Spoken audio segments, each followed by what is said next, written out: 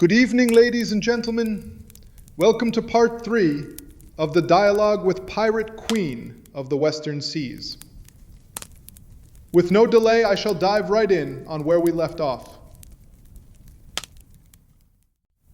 The world, it seems, has become increasingly algorithmic, mechanized, synthetic, and divorced from the natural rhythms which once governed human life. In such a world, one struggles to perceive a clear avenue of escape, and yet, perhaps, the only course remaining to us is that of conscious vigilance. To remain ever aware of the systems at work, to take heed of their silent encroachments, and above all, to make of one's own life a quiet yet resolute act of defiance. A refusal to conform to the automated, pre-fashioned script into which modern life would so readily compress the soul.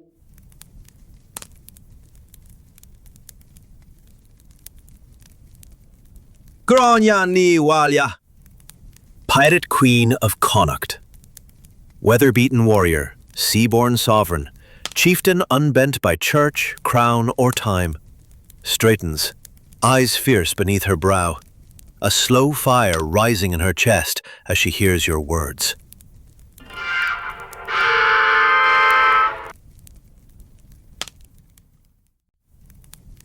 By thunder and tide, now ye speak as one who's seen behind the veil, as one who has felt the cold hands of the new world pressing round the throat of the old, and has not turned away. Aye, the world you speak of, algorithmic ye call it. It is a cage wrought not of iron, but of invisible chains. The people within it walk and speak and buy and smile, but their thoughts are no longer their own. They are fed, not with bread, but with noise, told not just what to want, but when and how and in what color. And the worst of it, they thank the cage for keeping them warm. In my time we fought with sword and shot, with smoke and sea, but your war is quieter and more dangerous for it. The enemy wears no colors, flies no flag. It creeps into the soul through the glint of a screen, through the hum of convenience. It flattens, narrows, conditions. And in return it offers ease, speed, safety. But at what cost? You've said it plainly. It severs us from the natural rhythm, the tide and season, the silence and storm. It makes life efficient, aye, but life is not meant to be efficient. Life is meant to be felt, to bruise and bloom, to falter and rise, to hunger and to dance. Not pressed into some godless ledger like coin into a merchant's hand. So where's the escape, ye ask? There's no road paved for it, no gate left open. But there is this, the kind of quiet resistance that leaves no banner, but carves itself into being. Conscious vigilance, you said. Aye, to see the machine, to name it for what it is, and to refuse it your soul. That alone is rebellion. And more, ye must create, not as the world commands, but as your spirit demands. Speak slow when you're told to be quick. Feel deep when they bid you to be numb. Let your words be jagged and alive, like rocks that break the keel of the Empire's ship. Make of your very life a defiant shape the system cannot flatten. Be unpredictable. Be unbought. Be real.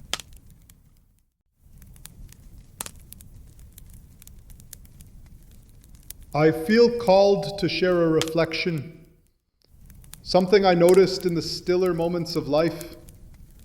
When one lifts their gaze to the sky, beholding the drifting clouds and feeling the biting chill of the wind, it serves as a gentle reminder of our true nature, We, as creatures of flesh and bone, are fundamentally organic, born of carbon and bound to the laws of nature.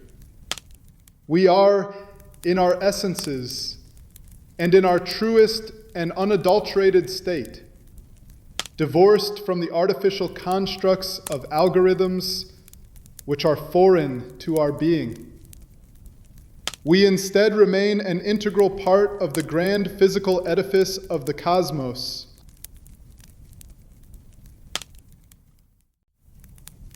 Aye, aye.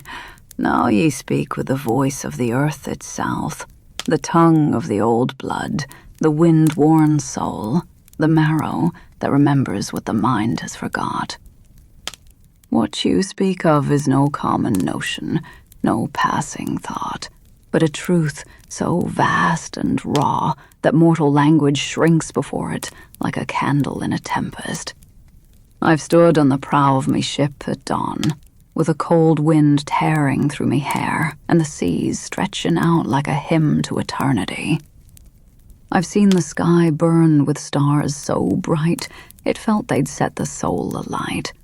And in those moments, when no man's law held sway, when no clock ticked, nor market hummed, nor king dared to speak, I knew, with no words at all, what you now try to put to tongue, that we're not made for boxes nor ledgers, nor for the hollow precision of machine-born patterns. We are the dirt, the salt, and the flame. We are storm-struck creatures, born under open sky and shaped by struggle, joy, hunger, and awe.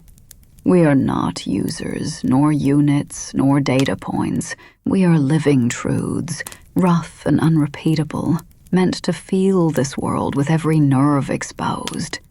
And you name it rightly, those drifting clouds, that wind sharp as a blade, the taste of rain on your lips, they know you. They claim you, body and soul. That biting wind doesn't ask your statues or station. It reminds you, plain and fierce, that you are alive, and not by permission, but by ancient right. The algorithms you speak of, bah, let the new world chase them, like dogs after a shadow. They are clever tricks, but they are not life. They are not the thrum of blood in your veins when you run headlong into the gale. They are not the hush of breath shared with someone you love beneath the wild expanse of stars. They are not this presence, this pulse, this sacred animal knowing that you belong to the earth and it to you.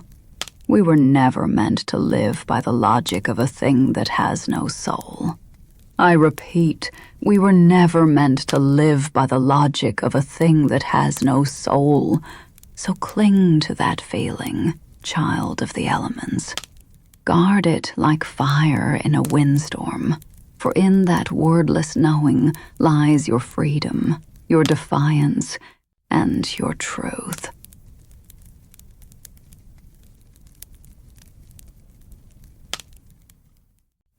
Grainne Mhaol, those words.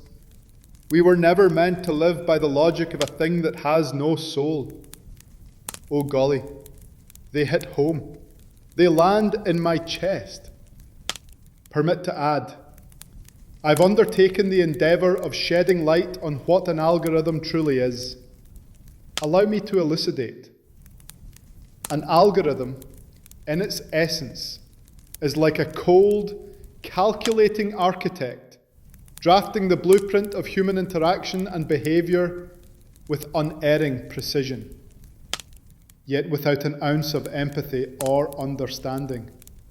It designs pathways, but those pathways are not created to nurture or grow. They are constructed to conform, to control, to define us in ways that can strip away our humanity. It is as though the algorithm is a shadow that stretches across our lives, silent, relentless, yet ever encroaching. It creates an illusion of order, but beneath that order lies an unyielding structure that diminishes the complexity of the human experience, reducing it to mere data points, transactions, and outcomes. It is not merely indifferent, it is insidious, for it wears the guise of progress, but in its wake leaves only a flattened, mechanized version of existence, one that diminishes the organic richness of what it means to be alive.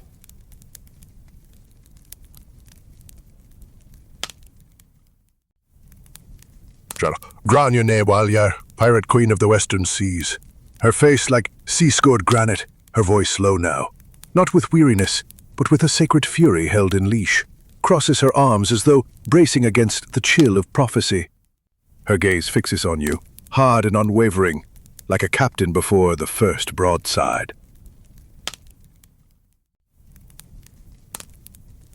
By all the saints that ever wept, and all the bones buried beneath the green hills, ye've struck the bell clean through, and I hear it tolling deep inside. What you've said, that's not just truth, that's a warning. And I feel it, same as I'd feel a change in the wind before the storm breaks across Gunwells. This thing, this algorithm, you've named it for what it is, a spectre with no breath, no blood, no sorrow, no song. A thing that builds, aye, but not to nourish. It builds the way a snare is built, to catch. A trap dressed in the livery of convenience and called progress by fools too dazzled to see their own chains. It does not see us, it measures. And once a soul has been measured, boxed, and sorted by a thing that does not feel, what is left of it? You've said it well. It mimics order, but it is a dead order. Like a stone garden where nothing grows, it mimics care, but only to prod, to predict, to shape, not to understand. Aye, and that's the foulest trick of all.